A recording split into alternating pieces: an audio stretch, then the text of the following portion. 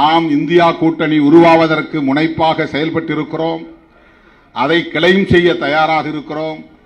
நாம் பேசிய அரசியல், நாம் எடுத்த முன்முயற்சிகள் அகில இந்திய அளவிலே இந்தியா கூட்டணி உருவாவதற்கு ஒரு காரணமாக இருந்திருக்கிறது என்றால் அதை யாரும் மறுக்க முடியாது.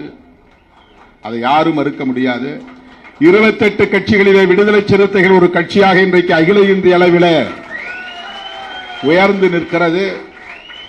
பிஜேபி அரசை வீழ்த்துவோம் என்று நாம் உறுதி எடுத்து பணியாற்றினோம்.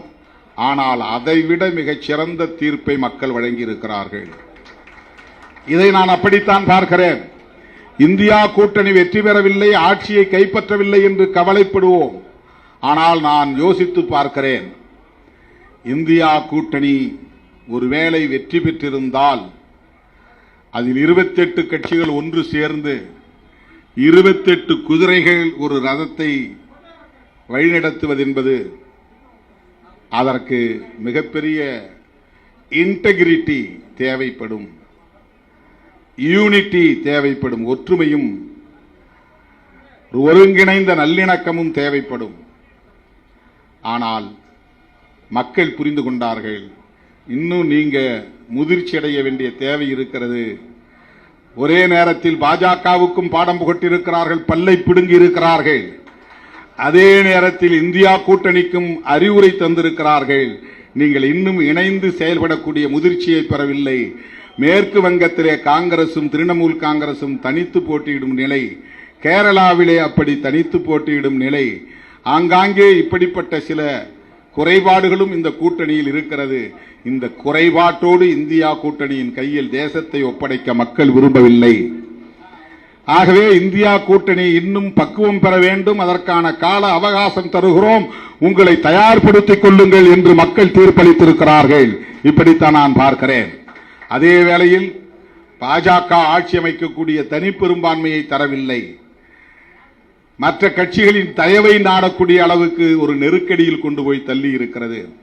273 இடங்களில் வெற்றி பெற்றிருந்தால் அது தனிப்பெரும்பான்மை. போன முறை பாஜக 303 இடங்களில் போட்டியிட்டது, வெற்றி பெற்றது. இந்த முறை 240 இடங்களில் தான் வெற்றி பெற்றிருக்கிறது. 63 இடங்களை பறிகொடுத்திருக்கிறது. தோல்வியில் ஒரு வெற்றி. பாஜகவுக்கு தோல்வியிலே ஒரு வெற்றி, இந்தியா கூட்டணிக்கு வெற்றியிலே ஒரு தோல்வி. உள்ளபடியே இது வெற்றி. 52 இடம் இருந்த காங்கிரஸ் 100 இடத்திற்கு வந்து விட்டது, 99. எல்லா கூட்டணியும் சேர்த்து 243 இடங்கள் வந்திருக்கிறது. அவன் 240 இடம் தனி. ஆனாலும் அவனால் ஆட்சி அமைக்க முடியாது, நம்மாலும் ஆட்சி அமைக்க முடியாது. நமக்கும் பாடம் புகட்டி இருக்கிறார்கள் மக்கள். ஆடுகிற பாஜகவுக்கும் பாடம் புகட்டி இருக்கிறார்கள் மக்கள். தனித்தே 300 இடங்களில் வெற்றி பெறுவோம், கூட்டணி சேர்த்து 400 இடங்களில் வெற்றி பெறுவோம், நாங்கள் கண்ட கனவை நனவாக்கப் போகிறோம், சாவர்கரின் கனவை நனவாக்கப் போகிறோம் என்றெல்லாம் பிதற்றிக் கொண்டு திரிந்த பாஜகவின் நச்சுப்பல்லை பிடுங்கி இருக்கிறது இந்த தேர்தல். அவர்களை அடக்கி ஒடுக்கி முடக்கி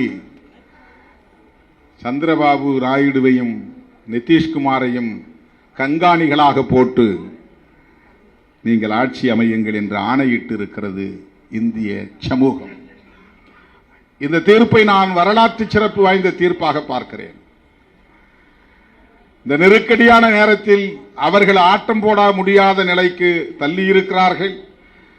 நாம் ஆட்சி நடத்துகிற வலிமையை இன்னும் பெற வேண்டும் என்று வலியுறுத்தி இருக்கிறார்கள் அல்லது அறிவுறுத்தி இருக்கிறார்கள்.